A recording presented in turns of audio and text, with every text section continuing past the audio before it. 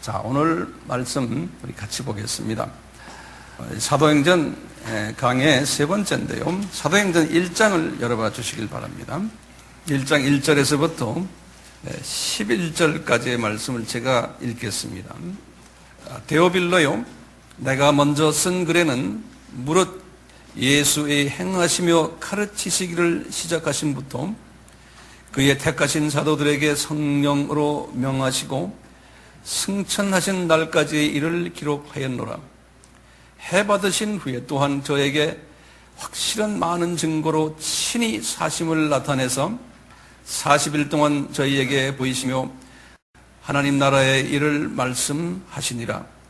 사도와 같이 모이사 저희에게 분부하여 가라사대 예루살렘을 떠나지 말고 내게 들은 바 아버지의 약속하신 것을 기다리라.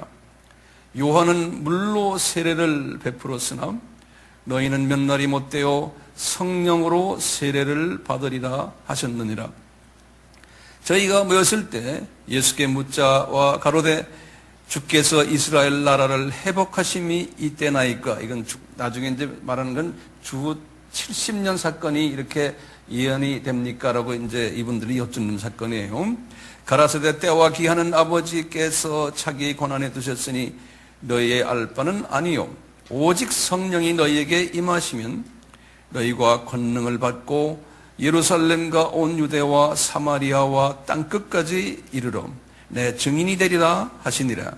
이 말씀 마치시고 저희 보는 데서 올리워 가시니 구름이 저를 가리워 보이지 않게 하더라. 올라가실 때에 제자들이 자세히 하늘을 쳐다보고 있는데 흰옷 입은 두 사람이 저희 곁에 서서 가로되 갈릴리 사람들아 어찌하여 서서 하늘을 쳐다보느냐. 너희 가운데서 하늘로 올리우신 이 예수는 하늘로 가심을 본 그대로 오시리라 하였느니라. 12절만 잠깐 보세요. 제자들이 감람원이라 하는 산으로부터 예루살렘에 돌아오니, 이렇게 감람원에다가도 줄을 그었어요. 감람산이라는 소리예요. 지금 이 사건이 예수님이 승천을 감람산에서 하셨음을 우리에게 가르쳐주고 있어요. 자, 오늘 말씀 공부할 양도 만만치 않게 많을 것 같아요. 제가 사도행전 강의 두 번째 강의할 때가 2주 전이니까 아마 다 잊어버렸을 가능성이 있어요. 그래서 내가 간단하게 그 몇 가지 중요한 부분만 먼저 말씀을 드리고요. 사도행전이 구조가 있는데요. 사도행전 구조가 크게 네 부분으로 나눠져요. 이 부분을 꼭 우리 머릿속에 기억하셔야 돼요. 사도행전의 구조가. 첫째가 뭐냐면 예루살렘 교회에 관한 이야기예요. 이것이 베드로 중심으로 해가지고 예루살렘 교회에 관한 이야기가 1장 1절에서부터 12장 23절까지. 그러니까 첫 12장은 베드로에 관한 이야기고 예루살렘 교회에 관한 이야기예요. 두 번째는요, 안디옥 교회에 관한 이야기가 나오기 시작하는 거예요. 그래서 이것은 바울을 중심으로 해서 13장 1절부터 21장 16절까지 큰 양대 산맥이 있어요. 그리고 이제 세 번째의 그 구조는 뭐냐면, 이제 바울이 이제 3차 여행 끝나고는 바울이 예루살렘에 도착해서 신문 받는 이야기가 나와요. 바울이 예루살렘에 도착해서 신문을 받는 거예요. 왜냐하면 이 유대인들이 당신은 왜 자꾸 예수님 이야기합니까? 왜 그분을 하나님이라고 자꾸 이야기하고 그러십니까? 성부 하나님이 유일한 하나님인데, 다시 말하면 당신은 신성모독의 죄가 있습니다. 이제 이 부분을 대해서 이제 신문하는 거예요. 21장 17절에서부터 22장 29절까지가 이 신문하는 장면이에요. 그리고는 마지막으로 네 번째는요, 이 신문을 이분들이 자기네가 다 할 수 없으니까 로마의 황제에게 맡기는 거예요. 그래서 이제 바울을 가이사라라고 그래서 가이사라, 우리가 인천 정도예요. 가이사라로 이송해가지고 이분을 로마의 그 정부의 그 총독들이 신문하는 장면이에요. 그래서 이제 이분도 도저히 해결이 안 되니까 로마로 보내는 장면이에요. 바울을요. 그래서 이제 로마에 도착해서 가택연금을 2년 동안 받는 장면이 끝나는 장면이에요. 22장 30절에서 28장 31절까지. 이렇게 사도행전은 네 부분으로 구성되어 있어요. 요거 이제 기억하시면서 우리 이제 같이 공부합시다. 그 다음에 또 한 가지 중요한 부분 우리가 알아야 될 것은요, 이 사도행전에 테마가 있어요. 이 주제가 4개가 있어요. 주제가. 첫째 주제가 뭐냐면요, 예루살렘 교회의 탄생과 그 발전 역사를 우리에게 보여줘요. 두 번째는 똑같이 안디옥 교회의 탄생과 그 발전 역사를 보여주고 있어요. 세 번째는 예루살렘 교회의 모델과 안디옥 교회의 모델을 비교 설명해 주고 있어요. 다시 말하면 이제 앞으로 이제 교회 시대가 시작될 텐데 이 교회 안에는 이런 두 가지 교회가 있다는 것을 우리에게 보여주기 위해서 사도행전에서 이 두 교회를 보여주기 시작을 해요. 네 번째는요, 베드로의 신학 노선과 바울의 신학 노선을 우리에게 보여줘요. 이렇게 이제 정리를 먼저 해놓고요. 아까 그 구조로 다시 돌아가 봐요. 이제 사도행전의 구조에서 첫 번째 구조가 뭐였어요? 예루살렘 교회에 관한 이야기라고 그랬죠? 그랬죠? 누굴 중심에? 베드로를 중심으로 했어요. 자, 이 말은 뭐냐면요, 이제는 베드로를 중심으로 해서 이제 예루살렘 교회가 탄생될 텐데, 처음에 이제 탄생 전에 이제 주님께서 준비시키는 과정이 있어요. 탄생을 준비시키는 과정. 이제 오늘과 또 다음 시간에는 요 예루살렘 교회가 탄생되기 전에 준비하는 두 과정이 있어요. 그 두 과정을 우리가 자세히 들여다볼 거예요. 자, 이 두 과정이 있는데 첫째 과정이 뭐냐면요, 시간적으로 따지면은 예수님이 부활하시고 그 다음에 40일 동안 계시다가 승천하셨잖아요. 그 40일 동안의 과정이 있어요. 그 과정을 오늘 시간에 우리가 자세히 들여다볼 거예요. 그 40일 동안 예수님이 도대체 뭘 하셨나? 그 다음에 이제 그게 첫째 과정이고요. 두 번째 과정은 예수님이 승천하시고는 오순절 다락방 사건이 일어났죠. 그래서 베드로의 설교에 의해서 몇 명이 주님 앞에 나왔죠? 3,000명이죠? 그 3,000명이 주님 앞에 나오는 거기까지의 과정이에요. 다시 말해요, 제가요. 언제부터요? 예수님이 승천하시고 마가의 다락방 사건 일어나고 3,000명이 개종하는 그까지의 과정이 두 번째 과정이에요. 그리고는 이제 예루살렘 교회가 개척이 되는 거예요. 자, 그러면요, 이제 이 두 과정을 우리가 이제 오늘과 그 다음에 이제 또 다음 시간에 같이 나눌 텐데요. 오늘은 뭘 나눈다고 그랬어요? 부활하시고 승천까지의 40일 동안의 과정을 우리가 한번 조금 심도 있게 볼 거예요. 우선 예수님이 부활하셨잖아요. 부활하시고 40일 동안에 예수님이 내가 부활했다는 것을, 자신이 부활했다는 것을 여러 번 여러 사람들에게 보여주셨어요. 그 보여주시는 장면을 성서에 보면 최소한 11가지 방법으로 보여주셨어요. 11가지 방법으로. 첫째, 순서대로예요. 첫째가 뭐냐? 막달라 마리아에게 제일 먼저 보여주셨어요. 마가복음 16장 9절, 요한복음 20장 11절에서 18절에.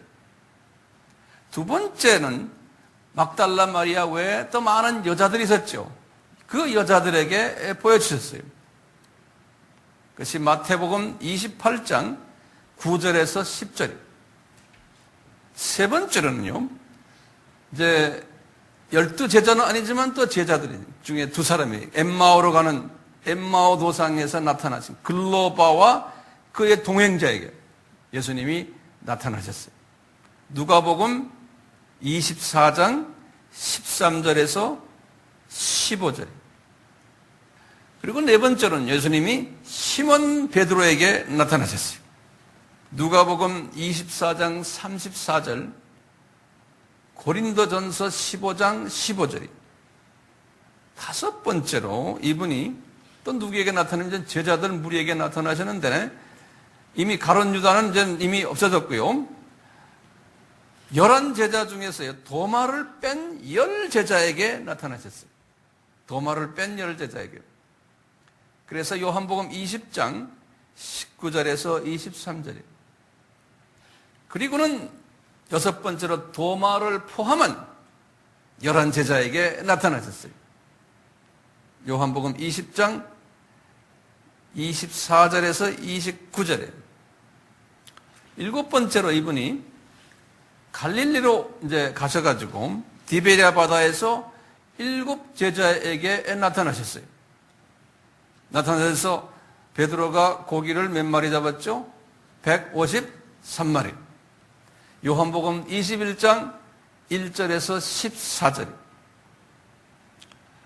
여덟 번째로 이분이요, 갈릴리에서 어떤 산에 들리셔가지고 제자들을 만나가지고 소위 지상 명령을 내리신 일이 있어요. 그때 나타나셨어요. 그게 우리 잘 아는 마태복음 28장 16절에서 20절이에요. 너희들은 가서 모든 사람들에게 제자를 삼고 하는 거 있죠? 요 말씀을 하실 때 나타난 요 장면이 나중에 저희들이 조금 자세히 볼 거예요. 아홉 번째로 500여 형제에게 나타나셨다. 일시에. 고린도전서 15장 6절. 열 번째로는 주님의 형제인 야고보에게 나타나신 거예요. 개인적으로. 고린도전서 15장 7절에. 마지막으로 감람산에서 지금 오늘 말씀에, 오늘 지금 이 본문의 말씀, 감람산에서 11제자에게 나타나신 거예요. 승천 바로 직전에 사도행전 1장 4절에서 11절 또는 누가복음 24장 50절에서 51절이에요. 자, 이제 제목을 바꾸셔가지고 이제 예수님이 이 40일 동안 하신 일이 무엇이냐면요, 큰 제목으로 따진다면 이 40일 동안 지상 사명 또는 지상 명령이라고 그러죠. 지상 계명과 다릅니다. 지상 계명은 10계명 이야기하는 거예요. 이건 지상 사명이 또는 지상 명령이라고 그래요. 이 지상 사명을 이 40일 동안 5번을 명령하신 거예요. 5번을요. 명령하셨는데 오늘은 이제 여기에 대한 걸 좀 자세히 볼 텐데요. 처음 2번이에요. 처음 2번은 예루살렘에서 하셨어요. 처음 2번은요. 순서대로 보면. 그리고는 갈릴리에 올라가셔서 한 번 하시고 다시 예루살렘에 내려오셔서 4번째와 5번째를 하셨어요. 이 구조를 우선 기억하세요. 제가 반복할까요? 처음 2번은 어디서 했어요? 예루살렘에서 하고, 그리고는 갈릴리에 올라가셔서 또 하시고, 3번째, 그 다음에 4번째, 5번째는 예루살렘에 내려오셔서 하셨어요. 근데 5번째는 뭐 했어요? 오늘 우리는 사도행전 1장 8절이에요. 네. 자, 그러면요, 첫 번째 내용을 한번 볼까요? 제가 이게 칠판에 적어 놨어요. 마가복음 16장 14절에서 18절에 성서를 이제 여셔야 될 것 같아요. 마가복음 16장 14절에서 18절이 우리가 평소에 많이 들었던 내용이에요. 예수님이 이 예루살렘에서요, 이때가 언제냐면요, 11 제자들이 음식을 먹고 있을 때 나타나신 거예요. 도마를 포함한 11명이에요. 그럴 때 이렇게 나타내셔가지고요, 그들에게 너희들이 믿음이 없는 것을 꾸짖으시는 장면이에요. 왜냐하면 이분들이 이미 예수님이 부활하셨다는 것을 막달라 마리아나 또는 여인들에게서 보고를 받았거든요. 그런데도 이분들이 의심을 했었어요. 그런 과정 속에서 예수님이 11명이 모여가지고 의심하고 있는 그 남자들 틈에 이제 예수님이 나타나신 거예요. 나타나시고는 이제 15절에 예수님이 아주 엄청난 말씀을 하시는 장면이 15절에 거기다 성경에다 이제 형광 마크를 크게 한번 해보세요. 15절에 이런 말씀 하시는 거예요. 정말 믿음 없는 사람들에게 하시는 말씀이에요. 너희는 온 천하에 다니며 만민에게 복음을 전파하라. 이렇게 말씀하시는 거예요. 지금 예수님이 살아난 것도 믿지 못하는 사람들에게 이렇게 말씀하시는 거예요. 온 천하에 다니면서 만민에게 복음을 전하라. 그럴 때는 온 천하는 뭡니까? 예루살렘이? 아니, 지금 예루살렘에서 이야기하시는 거 아닙니까? 그러니까 너희들은 예루살렘이 아니고 이제 온 유다와 사마리아와 땅 끝까지 다니면서, 그 당시에는 비행기도 없었는데 말이죠. 그렇게 다니면서 너희들은 만민에게 복음을 전파. 만민은 누굽니까? 뭡니까? 네예요. 라오이가 아닌 거예요. 라오이. 우리 알죠, 이제? 에뜨네에게 나가서 복음 전하라는 거예요. 그러니까 이분들에게는 이게 상당한 부담이 되는 거예요. 지금 당신이 누군지도 우리 잘 모르고 3년 따라다녔지만 아직도 확실치 않은데, 비행기도 없죠, 차도 없죠, 나한테 아무것도 없는데 어디 저 멀리까지 나가가지고, 그것도 내 민족이 아니고 타 민족에게 나가서 복음 전하라. 이게 부담이 많이 되는 거예요. 거기 16절 보시면 이렇게 말했어요. 이 사람들에게 너희들이 나가 전하면은 믿는 사람이 나오는데 그 사람들에게 세례를 주라는 거예요. 그러면 이 사람들이 구원을 받는다는 거예요. 그런데 믿지 않는 사람들도 있다는 거예요. 그들은 뭘 받는다고 그랬어요? 천죄를 받는다는 거예요. 그러니까 이 말씀은 뭡니까? 예수님이 예수 믿는 사람이 따로 있다는 거예요. 모든 사람이 다 예수 안 믿는다는 거예요. 그러면서 예수님이 이제 이분들에게 말씀하시는 장면에 믿는 자들에게는 이런 표적이 따르느니 저희가 내 이름으로 귀신을 쫓아내고 새 방언 말하고 뱀을 짚고 무슨 독을 마실지라도 이런 말씀, 우리 유명한 말씀 아시잖아요. 이 뱀을 짚는다는 것은요, 이 사탄의 세력을 컨트롤한다는 소리예요. 무슨 독을 마실지라도, 이 말은 우리가 독약을 먹는다는 소리가 아니에요. 영적인 의미예요. 이 사탄의 가르침에, 이단의 가르침에서 아무리 가르침을 받아도 거기에 해를 받지 않는다는 거예요. 이렇게 예수님께서 말씀을 하셨어요. 자, 두 번째 말씀하신 걸 한번 봅시다. 예루살렘에서요. 요한복음 20장 19절에서 23절이에요. 예루살렘에서.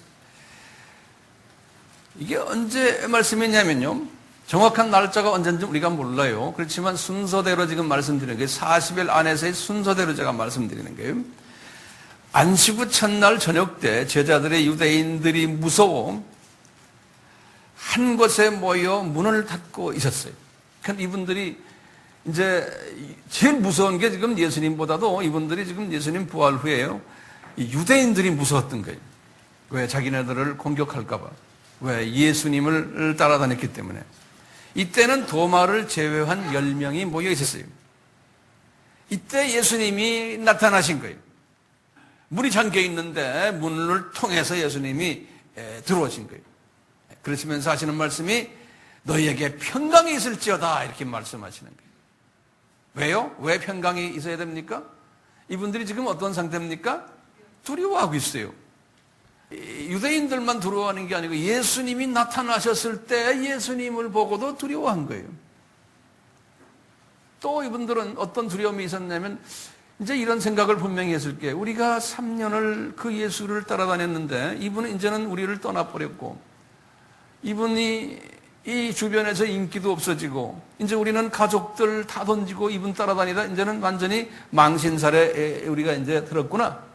직장도 다 잊어버리고 가족 생각하니 돌아가기가 미안하고 이런 모든 상황 속에서 이분이 예수님께서 이분들이 지금 걱정이 많았던 것을 보시고 너희들에게 평강이 있을지어다 말씀하시는 거예요.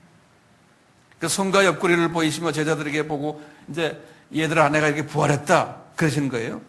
이런 말씀을 딱 하시고 이 손과 옆구리를 딱 보여주신 다음에 그 21절에 또 지상명령을 내리시는 거예요. 이분들에게 약간 나은 상태에 첫 번째보다 예수께서 또 가라사대 너에게 평강이 있을지어다 하시고는 아버지께서 나를 보냈기 때문에 이 땅에 그렇게 한 것 같이 내가 너희를 보내노라 그러는 거예요. 이 세상으로. 그러니까 나도 미셔널이다, 너희들도 미셔널이가 되라는 거예요. 이렇게 말씀하시고는 그 다음에 22절 보면 아주 기가 막힌 말씀이 있어요. 이 말씀을 하시고 저희를 향해서 숨을 내쉬면서 가라사대 성령을 받아라 그러는 거예요. 거기다 지금 까맣게 줄을 그어놓죠. 이 말씀은 무슨 말씀이에요? 이 예수님의 제자들이 이 순간에 뭐가 되는 장면이에요? 이 순간에 이분들이 크리스천이 되는 장면이에요. 이 순간에. 그러니까 이 성령님은 무슨 성령님이에요? 보혜사 성령님이야? 그러면 푸니마 성령님이에요. 푸니마 성령님이세요. 구원을 허락해 주시는 성령님이에요. 자, 이 성령님은 언제 주실 것이라고 예수님이 예언하셨어요? 요한복음 7장을 열어보세요. 한번 빨리. 거기에 예수님께서 요한복음 7장은 언제냐면 예수님이 공생이 한 절반 정도 됐을 때예요. 그럴 때 하신 말씀 있잖아요. 이제 너희들에게서 이제 뱃속에 생수 이야기 나오죠? 생수가 뱃속에서 나왔을 텐데 이것은 예수를 믿을 자들의 미래형이에요. 예? 받을 뭐라 그런 거예요? 성령을 말하니라 그랬죠? 그랬죠? 지금 3년 공생의 중간 정도에 대해서 예수님께서 이분들에게 너희들이 언젠가는 나를 믿게 되는데 그때 너희들이 받을 성령을 미리 딱 보여주신 거예요. 이 성령님은 보혜사 성령님이 아니에요. 구원을 위한 성령님이에요. 자, 요 말씀 그대로 지금 이루어지는 장면이에요. 여기에서요. 그러니까 예수님께서 내가 약속했던 이 성령 받으라는 거예요. 그래서 이분들이 받았겠죠? 그러니까 이 순간에 지금 이분들이 이제 크리스찬이 된 거예요. 그리고는 23절에 그랬잖아요. 너희가 이제 나가서 네 죄든지 사하면 사해질 것이요 네 죄든지 그대로 두면 그대로 있으리라. 전도해가지고 이분들의 원죄가 해결되도록 너희들이 이제는 나가서 외쳐라는 거예요. 그 말씀을 하시곤 이때 도마가 없었거든요. 이때요. 도마가 없었어요. 그리고 8일이 지나가지고 이제 도마까지 있는 장면에 예수님이 다시 나타나신 거 아니에요. 요한복음 20장 26절에서 29절에 나타나셔서 우리 도마와 같이 예수님이 하시는 말씀 우리 잘 알잖아요. 그러니까 도마야 너 이건 나 좀 봐, 내 손발을 봐라. 내 옆구리 봐라. 그럼 도마가 놀래가지고 뭐라 그럽니까? 아이고 예수님은 하나님이시군요. 이렇게 고백하잖아요. 나의 주님이 되시는군요. 그럴 때 주님께서 너 보지 않고 믿는 자들은 더 복이 있다라고 말씀하시는 장면이 이 장면이에요. 이렇게 해서 이제 예루살렘에서 예수님이 제자들에게 지상 명령을 몇 번 내렸어요? 지금까지 2번 내리신 거예요. 그렇죠? 2번 내리시고는 그리고는 예수님이 이제 갈릴리로 올라간다고 말하진 않죠. 지형적으로는 올라가게 된 북쪽이니까요. 그렇지만 성서에서는 뭐라 그래요? 갈릴리로 내려간다 그러죠. 예루살렘을 중심으로 해서. 우리 상경한다는 말과 마찬가지예요. 평양 사람들이 서울에 올 때도 상경한다 그러죠. 하경한다고 안 그러잖아요. 똑같이. 그럼 우리가 갈릴리로 주님이 이제 올라가시는 장면이 나와요. 왜 예수님이 올라가셨을까요? 갈릴리로요? 거기 보면은 예수님의 제자들에게 예수님이 분명히 말씀하시기를 너희들 갈릴리에 가서 나를 기다려라 그랬거든요. 먼저 올라가세요. 그런데 실은 이분들이 그 말씀에 의거해서 올라간 게 아니지 않습니까? 왜 이분들이 예루살렘에서 갈릴리로 내려갔을까요? 왜냐하면 예수님을 포기한 거예요. 이제 이분들은요. 이렇게 지상 명령을 2번씩이나 받았지만요. 당신은 말하시오. 우리는 관심 없습니다.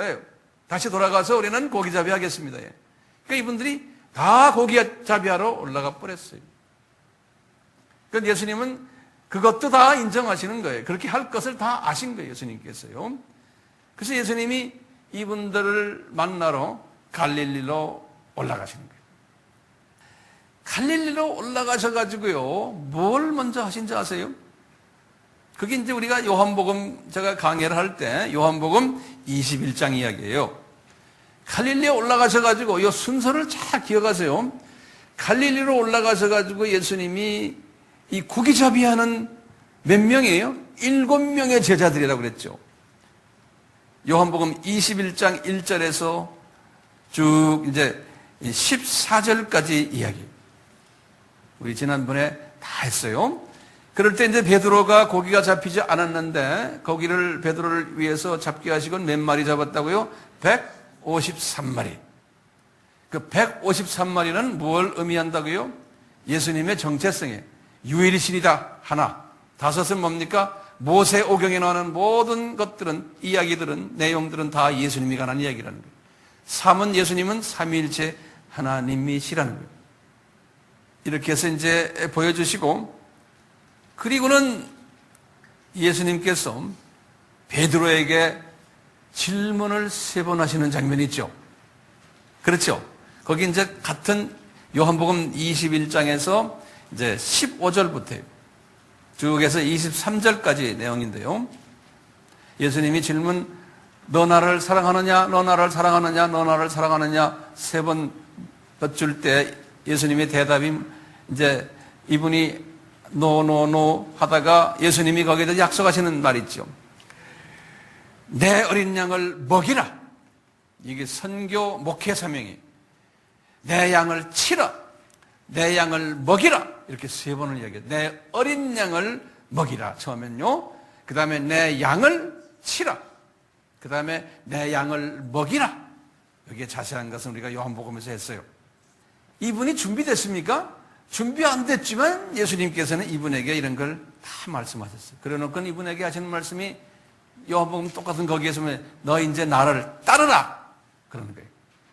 왜냐하면 너는 지금 고기를 잡는 어부인데 이제는 사람 낚는 어부가 돼야 된다는 거예요. 왜냐하면 내가 너를 부를 때 마가복음 1장 17절이에요. 예수님이 이 베드로를 부르실 때 마가복음 1장 17절에서 하신 말씀이 있어요. 너는 장차 사람 낚는 어부가 되리라 그랬거든요. 이제 이 말씀을 이루시기 위해서 지금 이 순간에 이분에게 나를 따르라 그러는 거예요. 그러니까 이제 베드로가 그러면 요한은 어떻게 됩니까? 물어보는 게 있지 않습니까? 그러니까 뭐라고 그랬어요, 요한이? 예수님을 통해서. 요한에 대해서는 물어볼 필요도 없다. 넌 상관하지 말아라. 너는 나를 따르라. 이런 말씀을 하신 기억나시죠? 갈릴리에서 처음 올라가셔가지고 이분이 지금 이 요한복음 21장 장면을 이제 우리에게 보여주셨어요. 이렇게 하신 다음에 예수님께서는 이 제자들에게 뭐라고 그러냐면 너희들 말이야 이제 내가 명하는 어느 산으로 가서 나를 기다리라는 거예요. 갈릴리에서요. 이제 이 말씀이 뭐냐면 그 산에서 유명한 말씀을 이제 하시는 거예요. 그 산에서 유명한 말씀 하시는 게 우리 잘 아는 마태복음 28장이에요. 마태복음 28장 한번 열어보세요. 한번 지금 열어보세요. 16절부터 보시면 아주 그 유명한 말씀이에요. 도마를 포함한 11 제자가 다 갈릴리 출신들이니까요. 다 고향으로 온 거예요, 이 사람들이요. 이 사람들에게 명하시는 거예요. 어느 한 산이라고 그랬어요. 그러니까 도대체 이게 어느 한 산인가? 예수님이 어느 산으로 모이게 하셨냐? 우리가 2가지로 추측을 할 수 있어요. 첫째는요, 예수님이 팔복을 말씀하셨던 산이 있었어요. 자, 이 산이었던가? 안 그러면요, 오병이어 사건을 일으켰었던 언덕산이 있었어요. 그 산이 어떤가? 제 생각에는 오병이어의 기적을 일으켰던 산 같아요. 그쪽으로 다시 모이게 한 거예요, 제자들은. 오병이어는 알죠?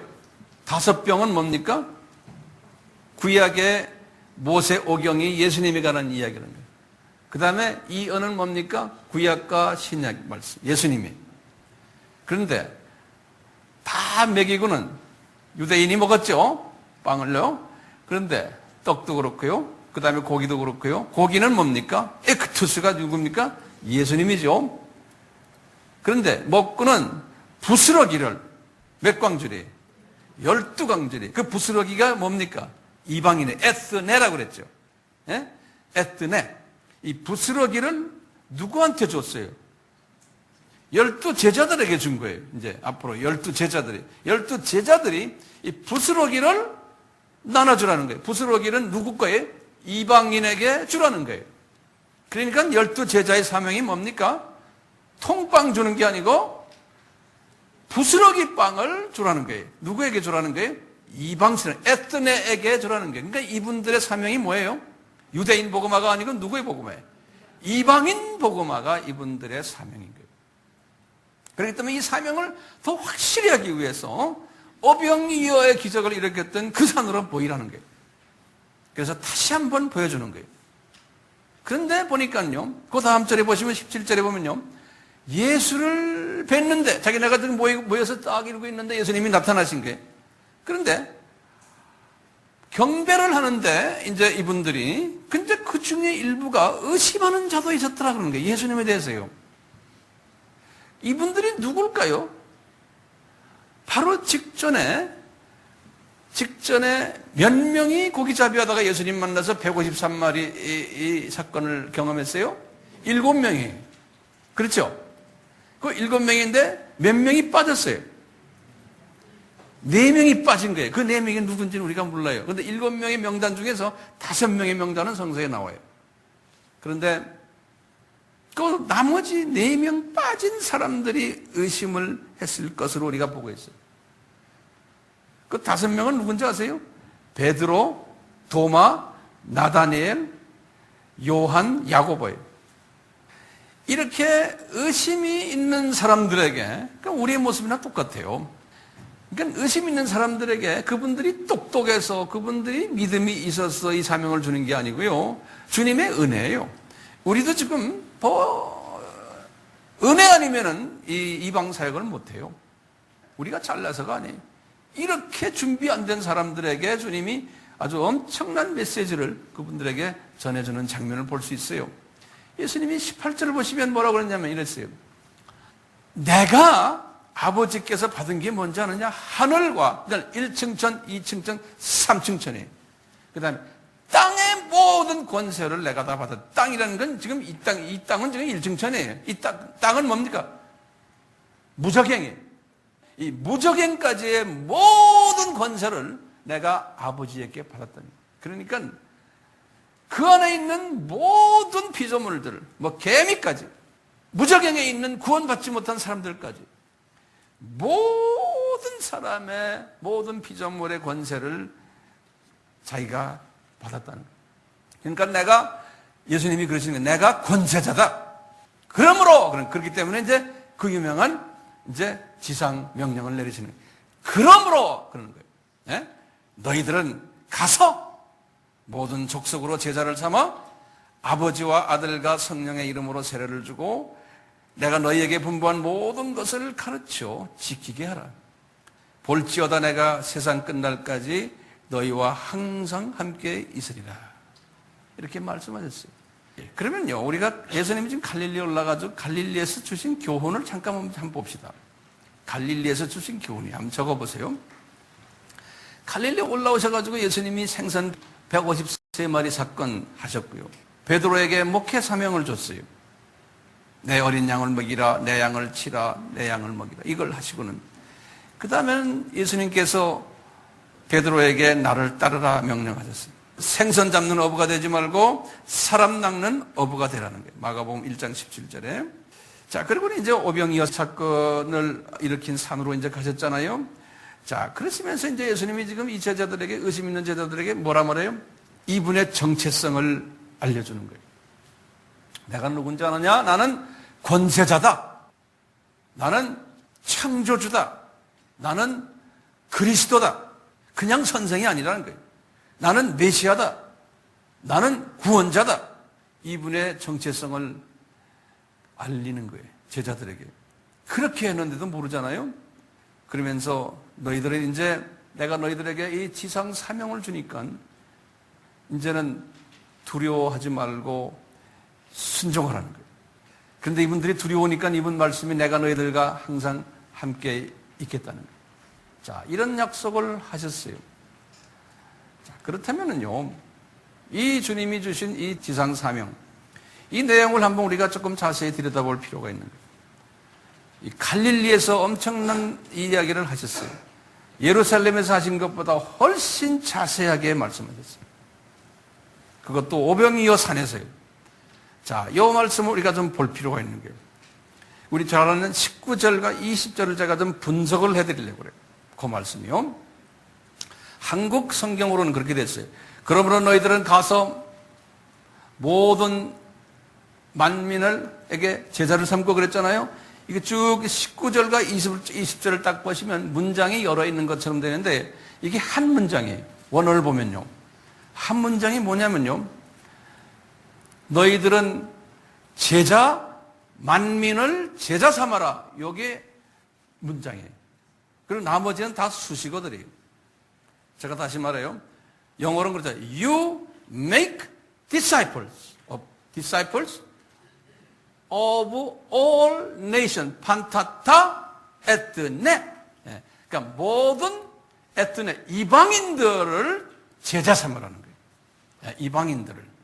이제 이 제자들에게 말하는 거예요. 유대인들이 아니라는 거예요. 이방인들을 제자 삼으라는 거예요. 그런데 이 문장을 보면요. 이게 명령형으로 돼 있어요. 판타타 에트네, 그죠? 제자 삼는다는 말은 이게 동사인데요.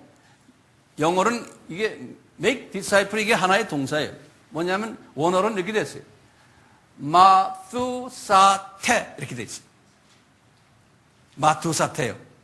이게 사테, 에테 하면 이게 뭐냐면 헬라 말로요. 이건 명령형 단어예요. 명령형. 마투사테 하면요. 일반적으로 서술형으로 말하면요. 여기다 제가 참고로 적어놨어요. 마테뚜오. 이건 그냥 일반 서술형이에요. 이것이 명령형이 되어버리면요. 이렇게 말이 변해버려요. 마투사테. 이렇게. 그러니까 예수님이 이것을 제자들에게 너 해도 되고 안 해도 되고 아니고 이방인을 복음화하는 일은 꼭 해야 된다는 거예요. 명령형이에요. 옵션이 아니에요. 왜요? 예수님이 명령하셨기 때문에 여러분들이요. 나중에 이제 죽어서 낙원에 가시면 예수님이 그걸 꼭 물어볼 거예요. 여러분들에게. 했느냐? 안 했느냐? 왜요? 명령형이기 때문에 그래요. 제자를 삼는 방법을 그 다음에 구체적으로 설명해 줬어요. 어떻게 했냐면요. 우리는 그냥 가서 그랬는데 한국말로는 가서지만 원어를 딱 들여다보면 그게 분사형으로 돼 있어요. 그래서 going이라고 해요. going. 어떻게 제자를 삼느냐? 예수님이 먼저 가라는 거예요. 그래서 이제 제가 여기다 일부러 원어를 집어넣었어요. 이게 분사형으로 돼 있어요. 여기다 for you, then test. 여기 entes, 여기도 entes, etes라는 건 그건 분사형으로 만들어지는 하나의 전미 표현들이에요. 분사형 만들 때. 그래서 going, 어떻게 먼저 나가라는 거예요. 먼저 나가라는 거예요. 근데 보세요. 나가는데 어디를 나가야 돼요? 예루살렘에 앉아있지 말고 네 나라에 네 고향에 앉아있지 말고 온 유대와 사마리아와 이방인이 사는 땅 것까지 나가라는 거예요. 첫째 조건이. 그 다음에요. 나가서 뭘 하느냐? 세례를 주라는 거예요. 그래서 여기 보면 분사형으로 되어 있어요. 밥티존 테스 이렇게 되어 있어요. 세례를 주라는 거예요. 이 세례를 주는데 아버지와 아들과 성령의 이름으로, 삼위 하나님의 이름으로. 이 세례를 주라는 말은 뭡니까? 복음을 전해가지고 이분들에게 예수님을 영접케 하라는 이야기는 마찬가지죠. born again, 거듭나게 만들어 주라는 소리나 마찬가지. 예수님 영접시켜라. 그리고 영접시킨 다음에 꼭 세례를 줘야 되잖아요. 거기까지 해라는 거예요. 예수님 영접시켜서 세례까지 주라는 거예요. 거기서 끝나면 안 된다는 거예요. 그 다음엔 어떻게 했냐? 이 사람들은 영적으로 지금 어떤 사람들이에요? 영적인 뭡니까? 유아죠. 그렇죠? 영적인 유아들을 이제 그 다음 단계가 뭐예요? 어린아이로 발전시키고 그 다음에 뭐예요? 어린아이 다음에 뭐예요? 사춘기, 그 다음에 청년기, 그 다음에 아들, 아버지. 그 원어 다 아세요? 원어 한번 같이 해봅시다. 뭐예요? 처음에 유아는 뭐예요? 네피오스. 그 다음에 어린아이는 파이디온. 그 다음에 티네이저는 사춘기는 테크니온. 그 다음에 청년은 네아니스코스. 그 다음에 아들은 휴이오스. 그 다음에 아버지는 바테르. 지금 보세요. 금방 아이를 낳은 다음에 그 다음에 그 아이를 키우라는 거예요. 영적으로. 티칭 하라는 거예요. 티칭. 디다스 콘테스. 이렇게 써놨어요. 가르치라는 거예요. 티칭. 제가 여러분들에게 뭐 합니까 지금요? 이거 하고 있잖아요. 티칭하고 있잖아요. 그러니까 티칭하는 목적이 뭐예요? 그 성경 보세요. 주님이 하신 말씀이에요. 예? 목적이 뭐예요? 평소에 뭐라고 그랬어요? 예수님이 말씀하신 모든 것을 지키게 하기 위해서 가르치라는 거예요. 영어로는 to obey. 그래서 여기다 그랬어요. to obey. 테레오. 이렇게 딱 보면 이게 부정사라고 그러죠. to obey. 목적이 있는 거예요. 왜 뭘 가르치느냐? 예수님이 하신 말씀 다 가르치라는 거예요. 근데 지적으로 가르친 것만이 아니고 순종하도록 가르치라는 거예요. 예수님이 말씀하신 것 가르치는 게 뭡니까 도대체? 예? 뭘 가르치는 거예요? 뭘 가르쳐야 돼요? 나나 여러분들이. 제일 먼저 주님이 원하시는 게 뭡니까? 창조의 목적을 가르치라는 거예요. 창조의 목적을 가르쳐야 돼요. 왜 우리를 만드셨나? 두 번째는 뭘 가르쳐야 돼요? 지상 계명을 가르쳐줘야 돼요. 주님이 가장 우리에게 강하게 말씀하신 계명이에요. 수직 계명을 제일 먼저 해야 되고 그 다음에 수평 계명을 예수님이 말씀하셨잖아요. 이것이 가장 크고 첫째 되는 계명이라고 그랬잖아요. 이것을 가르치라는 거예요. 그 다음에 뭘 가르쳐야 돼요? 예수님이 지금 이 부활하셔가지고 지금 40일 동안에 지금 말씀하시는 게 뭡니까? 지상 사명을 가르쳐야 되는 거예요. 실제적으로 가르치는 내용이 그러면 뭘까요? 제가 여러분들에게 지금 하고 있는 거 그대로예요. 실제적으로 내가 가르치는 게 여러분들은 적어보세요. 제가 창조론을 가르쳐주고 있는 거예요.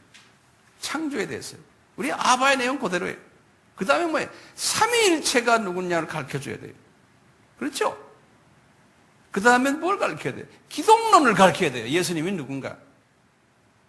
그 다음에 뭘 가르쳐야 돼요? 구원론을 가르쳐야 돼요. 우리가 어떻게 돼서 하나님께서 이렇게 우리를 구원시켰나? 구원론 가르쳐야 돼요. 그 다음에 뭐 해야 돼요? 이런 거 다 배운 사람들은 선결해야 돼요. 선결론을 배워야 돼요. 선결론. 그 다음에 뭐 해야 돼요? 선교론을 가르쳐야 돼요. 우리는 나가 떼야 된다는 거예요. 그 다음에 뭘 가르쳐야 돼요? 7번째. 종말론을 배워야 돼요. 세상 끝은 어떻게 온다는 거예요. 이것을 예수님께서 여기 황 목사에게 지시하는 거예요. 너 AMI 공동체 사람들에게 가르쳐라. 그런데 가르치기만 하면 안 된다. 순종케 하라는 거예요. 이렇게 할 때 제가요, 제자 훈련시키는 거예요.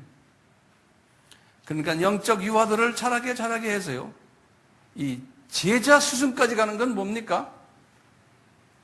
아들이 되게 하는 거예요. 그래갖고는 아버지가 되는 거예요. 그래갖고는 영적 자녀를 많이 낳도록 하는 거예요. 그러니까 여러분들이 영적 자녀를 많이 낳으셔야 돼요. 여러분들 통해서.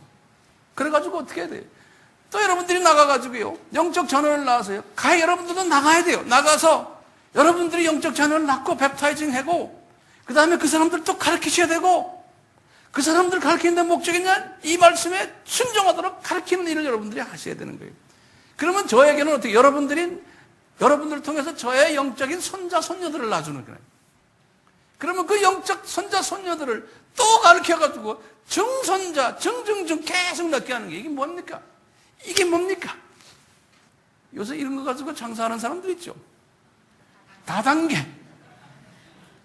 이게 영적 다단계. 그 우리나라에 Amway라고 있죠? Amway라고 그래요? 네, 그거 본래 Amway라고 그러는데 그게 Amway를 만든 사람들이 누구냐면요. 그게 미국의 크리스찬 그룹들이에요. 또 미시간에서 그 사람들이 크리스찬 그룹들이 선교 마인드가 있어가지고요. 이걸 해가지고 그분들이 번 돈을 이 세계 선교에 다 지금도 그래요. 세계 선교에 막 바쳤어요. 크리스찬 그룹들이 시작한 거예요. MA를. 그런데 엄청난 큰 기관이 되어버렸어요. 그렇기 때문에 예수님의 제자들은 좀 있으면 예루살렘 교회를 개척할 터인데 예수님이 예루살렘 교회를 개척하기 전에 준비사항으로서 이 부분을 가리키는 거예요. 너희들 좀 있으면 이 교회가 개척될 터인데 예루살렘에만 머물러 있지 말아라는 거예요. 네. 이 말씀을 지금 어디서 하십니까, 이분이? 지금 갈릴리에서 해요? 그렇죠? 아직 이게 지금 몇 번째입니까? 이게 지금 세 번째예요. 세 번째예요. 이 말씀을 하시군요. 예수님께서 예루살렘으로 다시 내려오시는 거예요. 예루살렘으로. 예루살렘에 내려오셔서 똑같은 이야기를 또 하세요.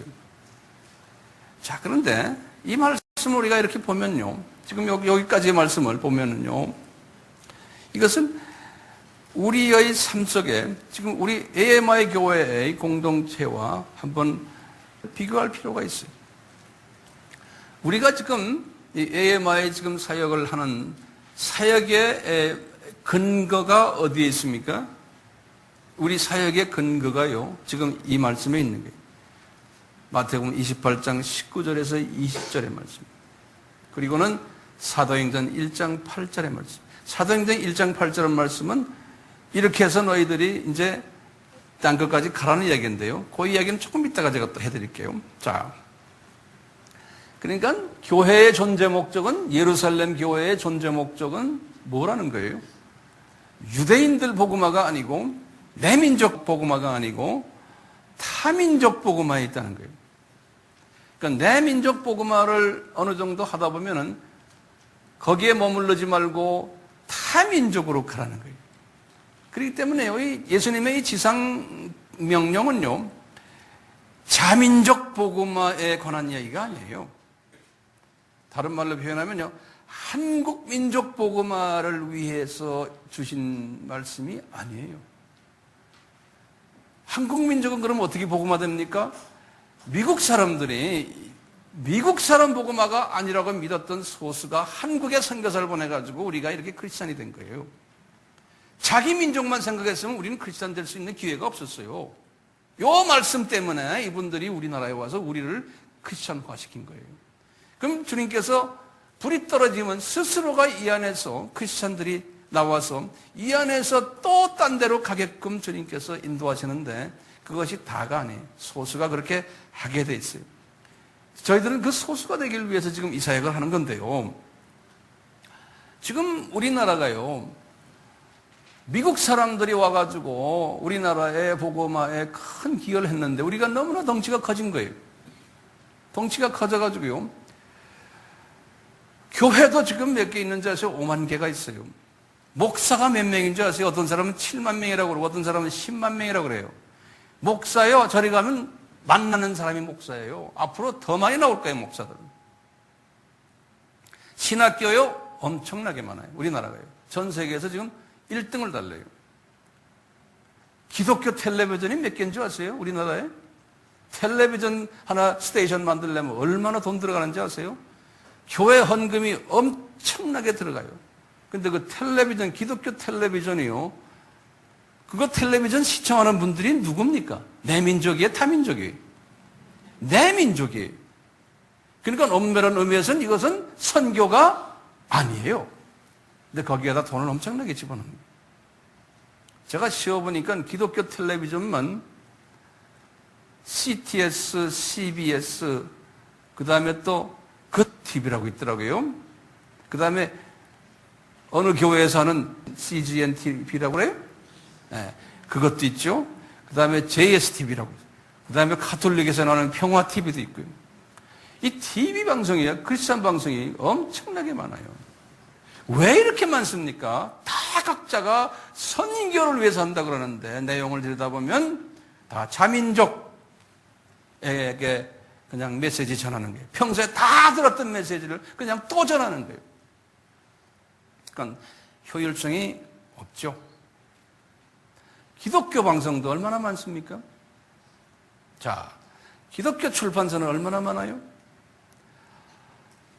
우리가 별로 신경을 안 써도요, 우리 민족 복음화는 그냥 저절로 굴러가게 돼 있어요. 그러니까 우리는 뭐 해야 됩니까?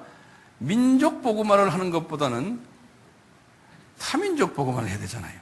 네. 그래서 저희들이 관심거리는 뭡니까? 우리나라에 와 있는 타민족을 우리가 섬기기를 원하는 거예요. 우리 AMI 사역의 주사역이 뭡니까? 우리나라에 와 있는 타민족들을 우리가 지금 과거 10몇 년 섬기고 있잖아요. 이렇게 섬기다 보니까 힘들어요. 왜요? 이 사람들이 우리에게 돈을 주는 게 아니에요. 헌금 내질 않아요. 우리가 다 돈을 대야 되는 거예요. 그 다음에 언어가 다르죠. 습관이 다르죠. 모습이 다르죠. 하니까요. 다 그 사람들을 안아줘야 되고, 돈도 줘야 되고, 우리가 갖고 있는 모든 영적 모든 이것들 재산을 다 그냥 공짜로 다 줘야 되고, 학비 하나 안 받고 다 줘야 되는 거예요. 무조건 다 줘야 되는 거예요. 이 건물 새로 지어놓고요. 새 건물이에요. 우리가 쓰기도 아까운데 이 카페 깔아놓고요. 외국 사람들 드나드는 거 좋아요? 예? 그분들이 일주일 내내 이 건물을 쓰고 우리 교인들은 그냥 가끔 쓰고 주인이 바뀌었어요. 이 건물의 주인이요. 예. 좋으세요? 좋으니까 우리 교회 나오죠. 어떤 사람들 그게 싫어가지고요. 외국 사람 들어오는 걸 싫어하는 사람 많아요. 들어와서 이 사람들이 건물 부시죠. 화장실도 고장트리죠. 하죠. 와서 또 그냥 고맙다는 말도 없는 사람들도 많아요. 어떤 사람은 그냥 불평하는 사람도 있어요. 반찬이 왜 이러냐, 왜 춥냐, 별난 소리 다 하는 놈도 있어요. 10몇 년을 내가 참다가 3명을 제가 퇴학시켰어요. 하도 그냥 불평이 있었어요. 가끔 와요. 다시 좀 집어넣어달라고요. 안 된다고 그랬어요. 우리가 교인도 많지 않은데, 이 안에서 이 신학생들을 먹이고 재우가는 돈이 얼마나 들어간지 아세요? 얘들이 화장실 물만 한번 탁 써도 다 돈이에요. 아침마다 더운 물로 샤워해도 그게 다 돈이에요. 우리 학교에 이렇게 하면서 지금 160명이 졸업했는데요. 한 30개 나라에서 지금 사역을 하고 있어요. 어떤 아이들은 계속 거기에 사역하는 애들을 우리가 계속해서 도와줘야 돼요. 그 중에 한 20여 명은 안 가고 한국에 여기 있어요. 걔들이 뭐 하냐면요. 자기네 교포교회 사역을 하고 있어요. 지금 우리 졸업생 중에서요. 우리나라에서 교포교회 사역하는 나라를 제가 이렇게 씌워보니까요. 필리핀 교회, 네팔 교회, 이란 교회, 이락 교회, 아랍 교회, 인도네시아 교회, 아프리카 교회, 몽골 교회. 지금 이 조그마한 건물에서 나가가지고요. 국내의 외국인들만 사역하는 사역자들이 이렇게 많아요. 우리가 이거 왜 합니까? 왜냐하면 판타타 에뜨네 하라고 그랬잖아요. 주님께서. 그러니까 우리가 하는 거예요. 해외 사역은 말도 못해요. 이러다 보니까요. 지금 15개 나라에 5천여 명의 사람들이 사역자들이 지금 이렇게 공부하고 있어요. 우리가 이 사람들에게 가서 무슨 메시지를 제가 전합니까? 제가 전하는 메시지는 간단해요. 창조 목적 가르쳐줘요. 지상 계명 가르쳐줘요. 지상 사명을 가르쳐줘요. 그 다음에 아까 말하는 예수님의 그 정체성들을 쫙 설명해줘요. 창조론, 구원론, 신론 다 이걸 다 가르쳐줘요. 선교론, 종말론. 그래서 책으로 다 만들어가지고요. 그냥 그것도 돈 받습니까? 그냥 공짜로 뿌린 게 지금 약 한 50만 건이 나간 거예요. 그걸 돈으로 따지면요, 50만 불이에요. 50만 불이면 우리나라 돈으로 얼마입니까? 5억이요? 예. 누가 됐는지도 몰라요. 이렇게 하다 보니까 이렇게 된 거예요. 주님이 나에게 너 50만 건으로 너 지금 행복하냐? 앞으로 수백만 건 뿌릴 거다. 알았습니다. 네. 수백만 건을 뿌릴 거예요. 거기에 내 이름도요, 토마스 왕으로 되어서 황용현이 이름 없어요. 내 사진도 없어요, 거기에. 누군지도 몰라요. 예수님만 전하면 되잖아요. 그래서 저희들이 지금 문서 사역에 집중을 하고 있습니다. 이런 것을 다 담아가지고 각 나라 말로요. 제가 이 문서 사역에 지금 이렇게 보니까요, 우리가 지금 만드는 게요, 영어, 네팔어, 방글라데시어, 소련어, 미얀마어, 캄보디아어, 힌두어, 마니푸어, 칭포어, 친어, 리슈어. 이제 앞으로 우리가 나갈 것들이에요. 중국어, 일본어, 아랍어, 월남어, 라오스어, 태국어, 말레이시아. 이게 지금 곧 나갈 것들이에요. 예. 그러려면 이 문서 사역에 우리가 얼마나 지금 신경 쓰는지 몰라요. 여러분들은 그냥 일주일에 한두 번 교회만 오면 되지만요, 여기는 지금 비상 걸렸어요. 이런 부분에서요. 자, 우리가 왜 이런 사역을 해야 됩니까? 한번 여쭤볼게요. 왜요? 예수님의 명령이기 때문에 그런 거예요. 예수님 사랑하십니까? 그럼 이 명령에 순종해야 됩니다. 나중에 분명히 예수님을 만날 때는 우리에게 대차 대조표를 열어주고, 야, 이거 좀 들여다봐라. 너 어떻게 살다 왔냐? 분명히 물으실 거예요. 저는 그 생각하니까요, 이거 안 하면 안 되는 거예요. 그러니까 우리는 모든 우리의 자원을 여기에 초점에 맞춰서 여기에 집중해야 되고, 여러분들의 삶도 여기에 집중돼야 되고요. 그래야 되는 거예요. 그렇지만 성서에 보면요, 이게 집중한 사람들은 많지 않았어요. 그렇지만 듣든 안 듣든 이걸 외쳐야 되는 거예요. 그러니까 가라 하는 걸 먼저 외쳐야 돼요. 우리 아미 형제 자매들이요, 가십시오. 그 다음에 복음 나가서 전해서 하나님의 자녀를 만드십시오. 이걸 전해야 돼요. 그 다음에 가르칩시오. 그러려면, 가르치려면 내가 실력이 있어야 되잖아요. 순종케 하도록 파워를 가져야 되는 거예요. 우리가 이 일을 하기 위해서요, 우리 AMI 이 센터가요, 어떤 의미에서 교회가 아니잖아요. 이건 선교센터예요. 그렇기 때문에 우리가요, 이 총체적 연합 조직이 되어야 되는 거예요. 이걸 하려면요. 그냥 구구식으로, 주먹구구식으로 하는 게 아니잖아요. 이 일을 하기 위해서 저희들은요, 제가 총지휘자라고 생각하시면 돼요. 이 총지휘자는 어떤 사람이냐? 이 일을 하기 위해서는 저는 비저너리맨이에요. 이 비전을 던져주는 사람이에요. 이 꿈을 던져주는 사람이에요. 이 꿈을 꾸고 꿈을 던져주는 사람이에요. 깃발 든 사람이에요. 방향 제시해주는 사람이에요. 그러려면 주님 앞에 똑바로 서야 돼요, 제가. 그리고 말씀에 아주 통찰력이 있어야 돼요. 예. 주님과 깊은 대화를 하면서 주님이 이 세상에서 지금 이 시간에 나에게 뭘 원하시는을 내가 받아야 돼요.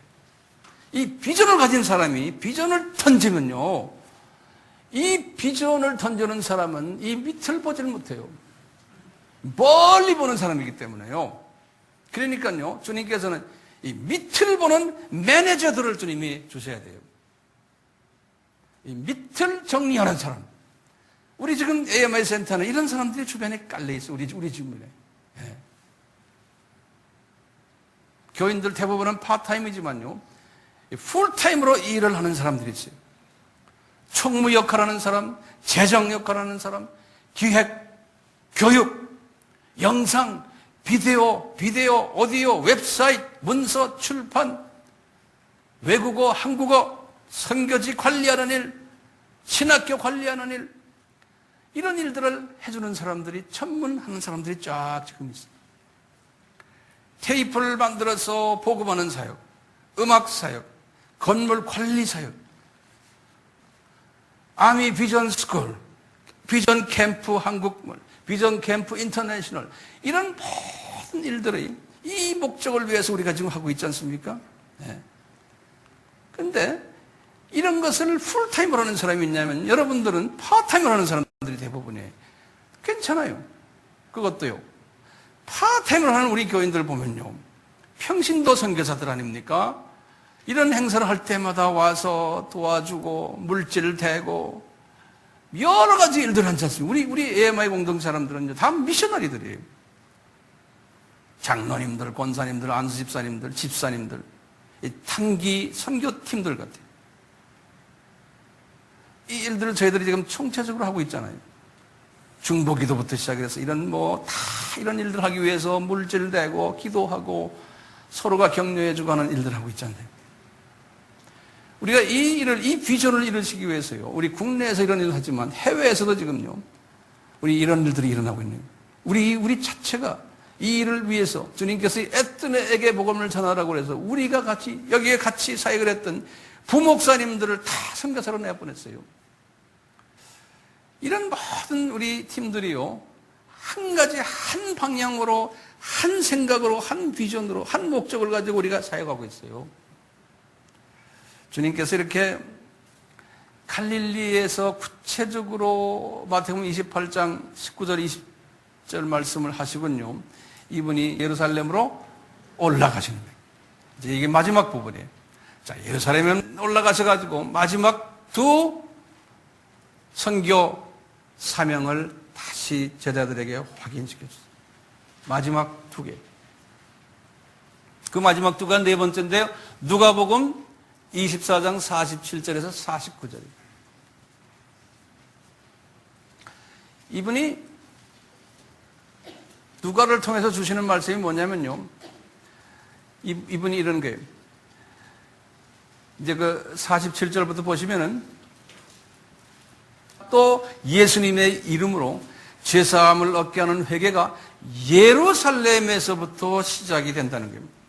이 복음 사역이 갈릴리에서도 시작되는 게 아니고 예루살렘에서 시작이 되는데 모든 족속에게 전파된다는 거예요. 이것이 기록되었다는 거예요. 47절에 보면 24장 누가복음 24장 47절에 너희들은 이 모든 일의 증인이라는 거예요. 여기 보면 기록되었다 그랬어요. 거기다 좀 줄을 그어놓으세요. 그러니까 구약에 이 사건이 이미 기록이 되어 있다는 거예요. 그러면 도대체 이 기록된 게 어디냐 이거예요. 그러면 이사야서 2장 1절에서부터 3절이에요. 제가 여기다 적어놨어요.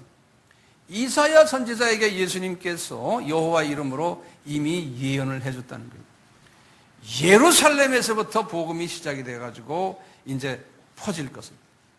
그렇기 때문에 예수님은 위에 있는 갈릴리 지방에서 이 말씀 끝내시고 승천하지 않으셨어요. 예수님이 예루살렘으로 다시 귀환하셔야 되는 거예요. 예수님께서요. 그래서 이분이 예루살렘으로 귀환하셨는데 이제 자세한 내용은 제가 다음에 기회 있을 때 하고요.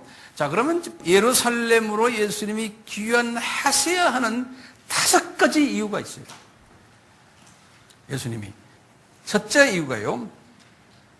지금 이 말씀이 이사야서 2장 1절에서부터 3절의 예언을 이루시려고. 다시 말하면 예루살렘에서부터 시작하여 모든 족속에게 전파되게 하기 위해서. 그러니까 이 예루살렘 교회가 이제 생겨난다는 소리예요. 예루살렘에서. 그럼 그 교회를 통해서 이 일들이 일어날 것이다. 두 번째 이유는요. 이사야서 2장 2절의 말씀이 만민이 예루살렘으로 모여들게 된다는 거예요.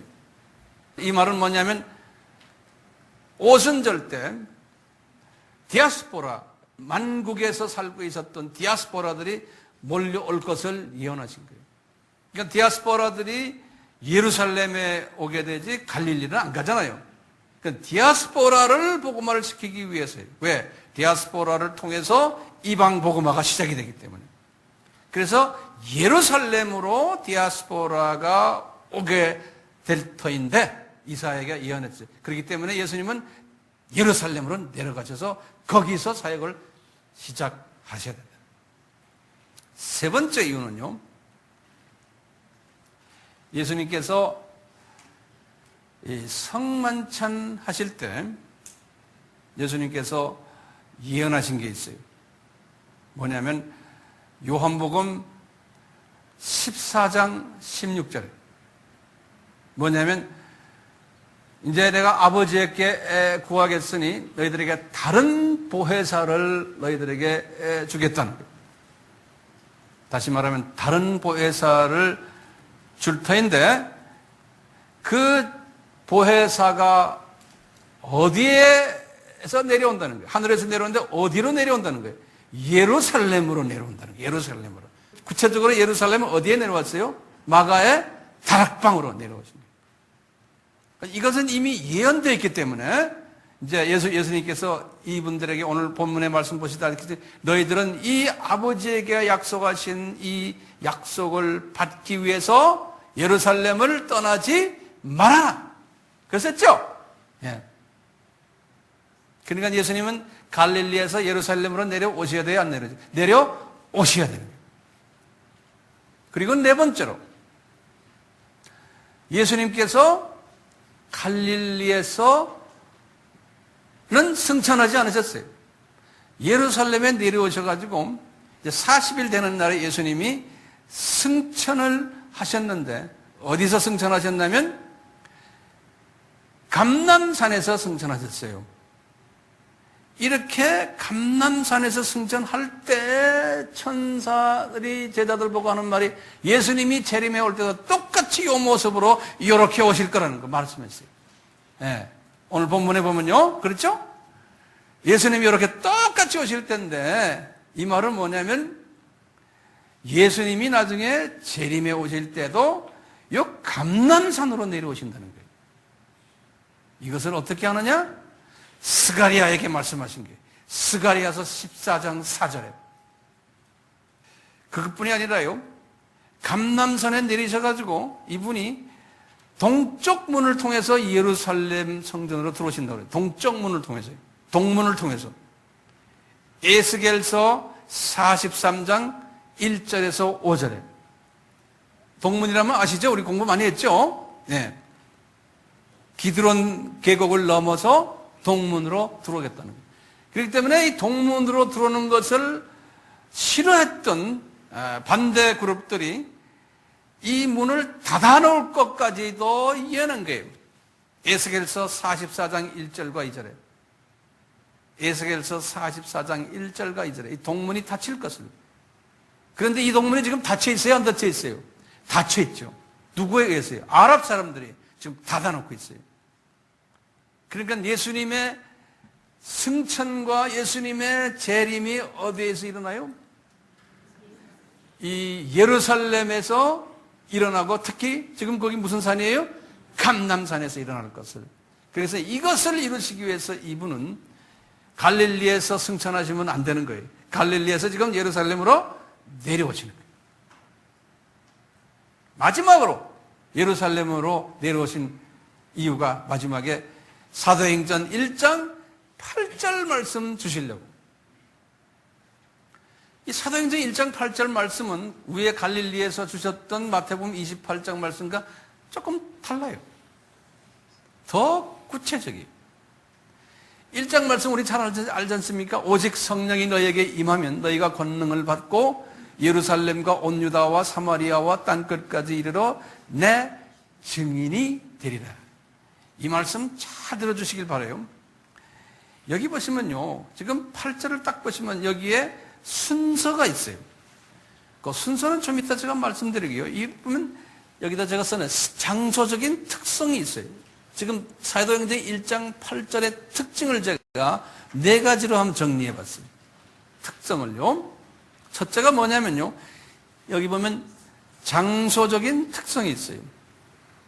예수님의 지상 사명에서의 여기에 첫째 뭐냐면 장소적인 특징은 뭐냐면 보혜사 성령을 주실 터인데 예루살렘을 떠나지 말아라는 거예요.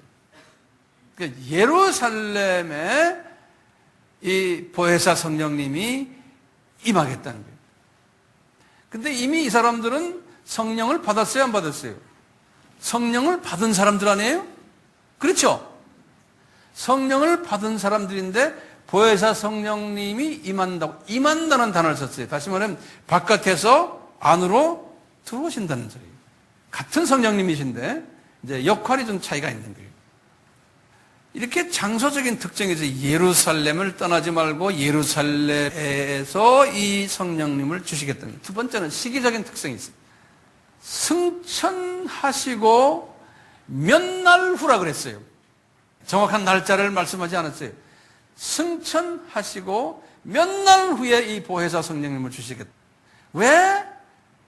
실제로는 몇 날이 며칠이었어요? 10일이었지 않습니까? 오순절 날이죠. 40에서 50이니까 그 10일 후에 온 건데 예수님이 그 10일이라고 말씀을 하지는 않으셨어요. 왜 그냥 몇 날이라고 했을까요? 왜 말씀하지 않으셨을까요?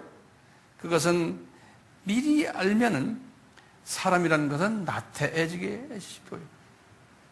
미리 알았더라면, 열흘 후에 내가 주겠다 그랬더라면 이 120문도가 대부분이 다 그냥 잠자고 안 그러면 쉬었다가, 우리 벼락 공부 좋아하죠? 9째 날에 모여서 막 기도하고 그랬을 것 같아요. 그러니까 그 인간의 한계성이, 그렇기 때문에 하나님은 그걸 아시고는 그것을 열흘 후라는 말을 안 했어요. 예수님은 다 아셨지만 열흘 후라는 게 왜 열흘입니까? 열흘이라는 숫자는, 10이라는 숫자는 7 더하기 3, 하나님의 온전하고 완전한 숫자예요. Perfect and complete number예요. 근데 명칭적인 특성이 있어요. 성령님을 우리가 구원을 하기 위해서 영접한 그 성령님은 구원을 주시는 성령님이시지만, 이 지금 보혜사 성령님은 같은 성령님이시지만 우리를 성화시켜주는, 우리의 그 쓴뿌리들을 태우고 씻어주는 이런 역할을 하기 때문에 이것을 성령 세례라는 단어를 썼어요. 사도행전 1장 5절에, 또는 성령 충만이라는 단어를 썼어요. 사도행전 2장 4절에. 그 다음에 이제 마지막으로요, 이 사도행전 1장 8절의 특징 중에 네 번째가 현상적 특징이에요. 이 성령님은 임하신다 그랬어요. 임하신다. 현상적으로요. 외부에서 내려온다는 거예요. 외부에서. 두 번째는 임하시면 어떻게 되냐면요, 권능을 우리가 받게 된다는 거예요.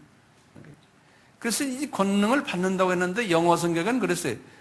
권능으로 옷을 입히게 된다고. 영어로는 clothed. 제가 여기 영어로 써놨죠. cloth, 우리 clothing, 옷 입는, 옷이 아니면 옷? 네. 그래서 cloth랑 옷 입는다는 소리. clothed. clothed with power. 그랬어요. 이렇게 파워를 받아야지만 그 다음에 증인이 된다는 거예요. 이 순서가 있는 거예요. 먼저 임해야 되고, 이분이 임한 다음에 내가 이제 권능을 받게 되는데, 그 다음에 증인이 된다는 거예요. 이 권능을 받는 때 그냥 받는 게 아니죠. 이 쓴뿌리가 없어져야지만 권능이 나오거든요. 자, 우선 이 순서를요, 이제 기억해 주시길 바라요. 왜 보혜사 성령님을 이분들에게 이렇게 주셔야만 됐을까요? 지금 이분들이 40일 동안이요, 12제자들이요, 예수님에 대한 정체성을 지적으로 다 이제 어느 정도 알고 있었어요. 그리고, 이분이 하나님이시고, 우리는 이제 나가서 열심히 전하면 되겠다. 지금 그dan 4번 이야기했잖아요. 그 어느 정도 들었거든요. 들었으니까, 나가서 이제 전하면 되겠구나. 그러면 하겠습니다. 이 수준으로 끝나면 되는데 왜 1장 8절에서 너희들이 이제 권능을 받아야 된다는 거예요. 네. 다시 말하면요, 우리도 마찬가지예요. 교회 열심히 다니고요, 오랫동안 교회 다녔어요. 이런 걸 다 지적으로 알고 있어요. 감정적으로도 다 알고 있어요. 크리스찬은 이걸 해야 된다는 의무감도 다 있어요. 그런데 그게 안 되는 거예요. 네. 왜 안 돼요? 안 되는 이유가요, 내 속에 있는 쓴뿌리들이 제거되질 않아서 그런 거예요. 옛 습관들이 그대로 있고 옛 성품들이 그대로 있기 때문에 안 되는 거예요. 그렇기 때문에 예수님께서 제자들도 마찬가지였거든요. 제자들도 옛 습관 그대로 다 있었던 사람들이. 베드로도 우리 다 이야기해봤잖아요. 다 그분 우리보다 못한 사람 같아요, 성품이. 예. 그러니까 이런 사람들이 이것이 성화가 돼서 변화가 돼야 되는데, 이 변화가 되려면은 보혜사 성령님의 임하심을 경험해야 되고, 그 임하심이 내 마음속 깊은 데 들어가서 나를 불로 태우고 나를 바람으로 불게 해서 나 이 속에 있는 더러운 것들을 이 씻어내는 역사가 있지 않으면 이게 안 된다는 거예요. 성화되지 않으면. 만약에 이 과정이 없이요, 제자들에게 그냥 나가서 복음을 전해라 했으면요, 전할 수도 있어요. 전할 수 있는데 나중에 어떻게 되는지 아세요? 이 제자들이 나가서요, 자기네 더러운 성품 그대로 다 갖고 나가서 전할 수 있어요.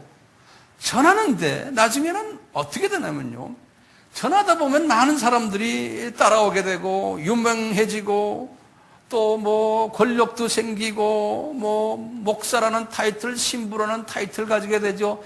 이러다 보면 어떻게 돼요?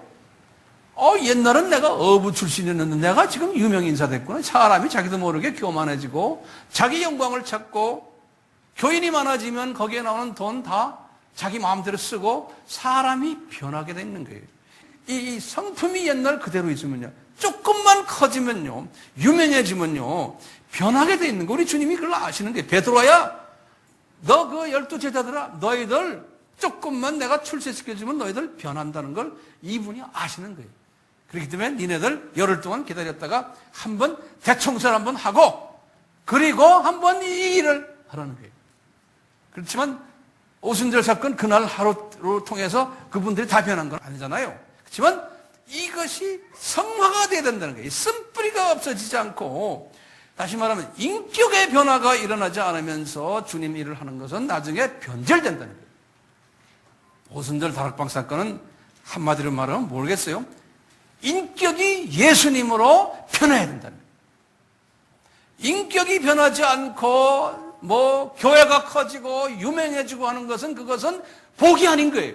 그것은 어떤 의미에서는 상당한 불행한 거예요. 인격이 변하지 않는 사람들을 출세시켜주면은 예수의 이름으로, 종교의 이름으로, 교회의 이름으로 자기 이익 짜지고 자기 영광 찾고 자기 욕심 발휘하고 소위 세속화되어 버리는 거예요. 이런 사람이 많을 것을 예수님이 예언하셨어요. 예수화 된다는 것, 인격이 예수님을 닮아간다는 것은 쓴뿌리를 제거하는 거라고 제가 수천 번 얘기했죠. 그렇기 때문에요, 타정교에서 말하는 이 마음을 비운다는 것과 다르죠. 우리는 마음을 비운다면 누구의 마음으로 대체시키는 거예요? 예수님의 마음으로 대체시키는 거예요. 네. 이렇게 예수님의 마음으로 대체시킬 수 있는 방법론을 성서에서는 많이 이야기했어요. 그 중에 하나가 지금 성령님의 기름 부으심 받는 거예요. 성령님의 보혜사 성령님의 권 받는 거예요. 그 다음에 말씀의 검으로서 우리가 또 잘림 받고, 내 속에 있는 성령의 생수로서 씻임 받고, 이런 거 우리가 많이 공부했잖아요. 이렇게 되면은, 이것이 씻임을 받으면은, 그러면 권능이 생긴다는 거예요. 그 권능이란 말은 두나미스란 말을 저기다 써놔요. 두나미스. 이게 이제 헬라 말로 그렇거든요. 권능이란 말이에요. 이 두나미스란 말이 뭐냐면은, 우리 거기에서 나온 영어가 다이나마이트라는 영어 있죠. 다이나마이트 다 여기서 나온 말이에요. 이 두나미스란 말은 이 폭발력을 이야기해요. 폭발력을. 이 파괴력이.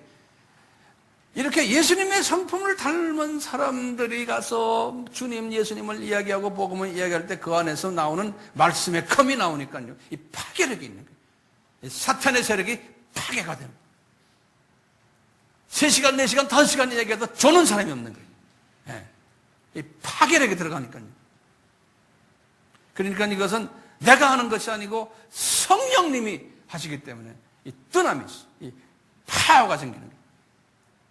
이 파워란 건 그냥 우리가 말하는 그냥 뭐 이런 눈에 보이는 이런 파워가 아니고 변화되는, 사람이 변화되는 파워가, 그 변화가 어디까지 갑니까? 예수를 닮아가는 사람까지 인도해 나는 그런 변화가 오는, 그런 변화가 오는 일을 하게 된다는 거예요. 예수님의 제자들을 통해서 보혜사 성령님을 이제 받으면.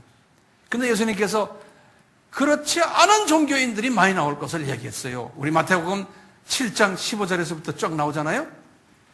뭐냐, 거짓 선지자들이 많다는 게. 겉으로는 무슨 옷을 입었어요? 양의 옷을 입었지만 속은 이리 마음이 있어서 이 더러운 쓴뿌리가 많은 사람들이 많아가지고, 그런데 이 사람들이, 예수님이 그러지 않습니까? 이 사람들이 귀신도 쫓아내고 예언도 하고 가르친다는 거예요, 이 사람들이. 근데 나중에 마지막 때, 심판 때 예수님이 말씀하시잖아요. 나는 그 사람이 누군지 모르겠다고 그런 거예요. 그러니까 다시 말하면 이거 미리 말하잖아요. 종교인들, 우리 목사들, 신부들 조심해야 되는 거예요. 속은 더러운데 인품이 변하지 않았는데 능력이 나타나고 말씀 잘 전하고 뭐 귀신도 쫓아내고 예언도 하고 한다는 거예요. 그러면 이건 어디서 온 놈이요? 이 잡놈한테서 올 수 있다는 거예요. 그러니까 인격이 변하지 않고 설교하고 가르치고 병 고치고 귀신 쫓으면 이건 잡놈이 한다는 거예요. 그러니까 나도 마찬가지고 여러분들도 그런 가능성이 있는 거예요. 남의 얘기로 생각하지 마세요. 나도 마찬가지예요. 그러니까 나도 뭐가 중요해요? 내가 성품이 예수화 되어야 되는 거예요. 모든 사람 안아주고 사랑해주고 은혜를 베풀고 이렇게 되지 않아요. 그리고 내가 내 욕심 부리지 않고 내 영광 찾지 않고 내가 그런 사람이 아닐 때는 여러분들이 나를 쫓아내세요? 저 사람 말 들을 필요 없다고. 왜냐? 아무리 성경 잘 가르치고 설교 잘하고 귀신 쫓아내고 뭐하고 박사학위 가지고 뭐 무슨 높은 자리를 가지고 그거 믿지 마세요.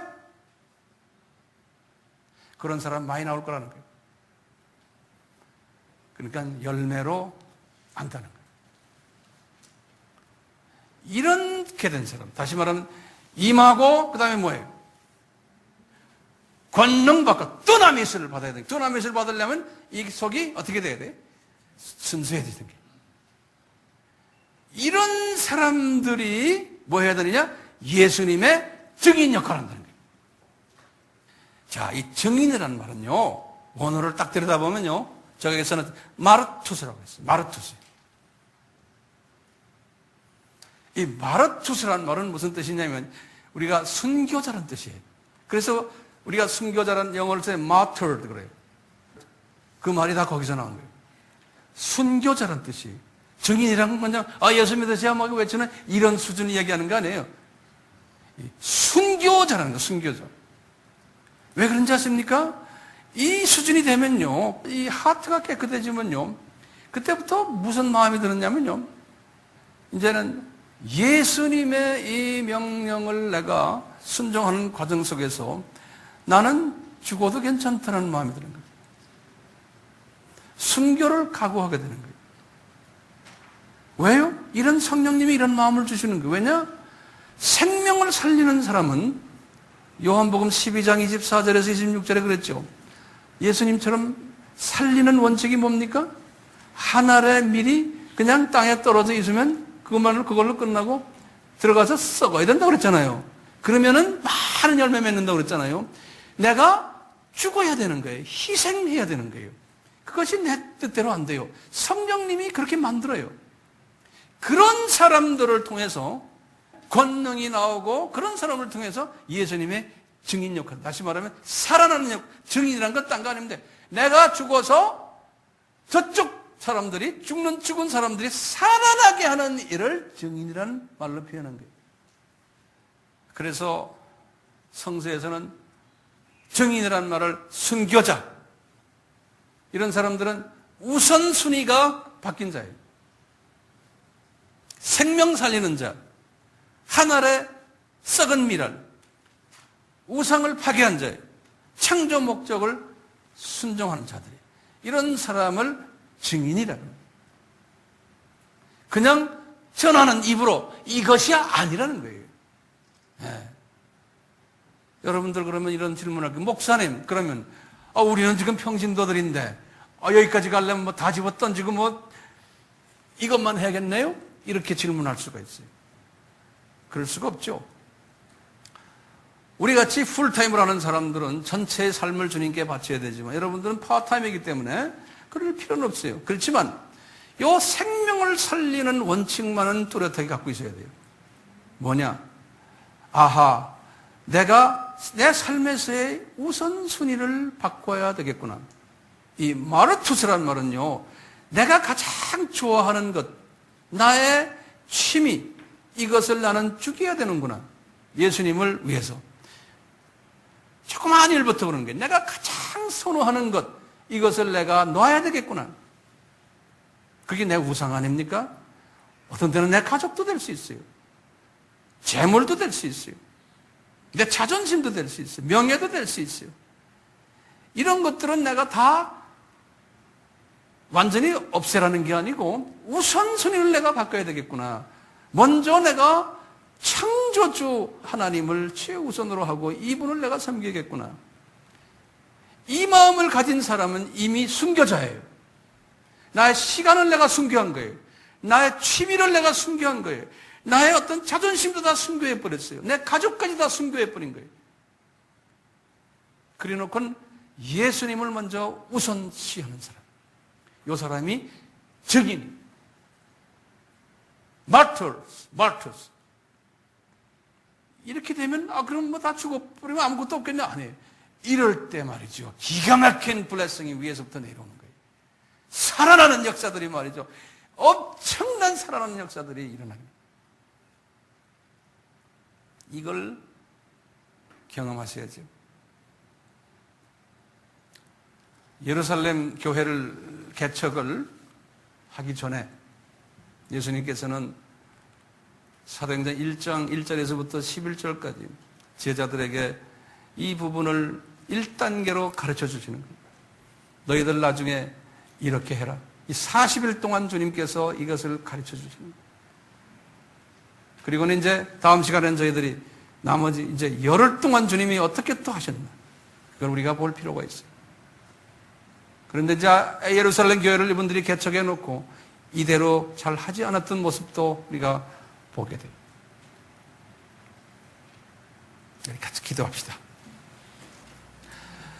예수님께서 2000년 전에 이 땅에 오셔서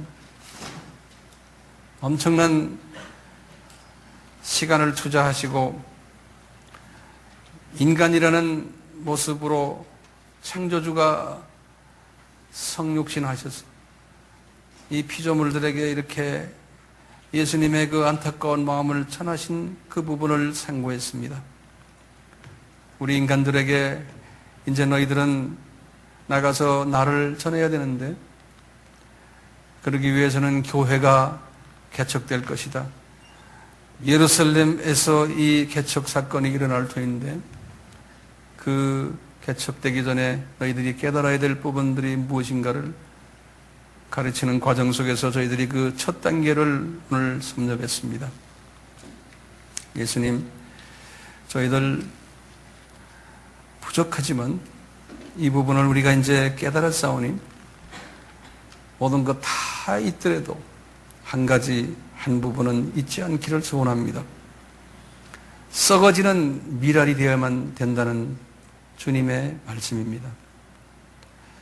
이러기 위해서는 우리는 살리는 사람이 되기 위해서는 내가 희생하여야 함을 다시 한번 가르쳐 주심에 감사합니다. 그런데 이 말씀대로 순종하는 사람은 우리가 인간이고 우리의 그 모습이 나만을 생각하기 때문에 많지 않을 것도 주님께서 말씀하셨습니다. 우리에게 은혜를 주셔서 나만이라도 이 대열에 들어가지 않고 썩어지는 미랄이 되는 이 대열에 들어가도록 은혜 베풀어 주시옵소서. 그러기 위해서는 우리는 우선순위를 먼저 그 나라와 그 의를 구하는 이런 지혜자가 되도록 성령님 도와주시옵소서. 내 힘으로는 도저히 안 됩니다. 도저히 안 됩니다.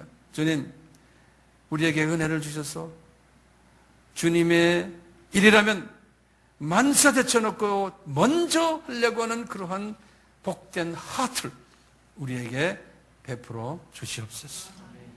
이런 부모님들, 주님, 자연적으로 그 후손들이 그 전통을 따라갈 수 있습니다.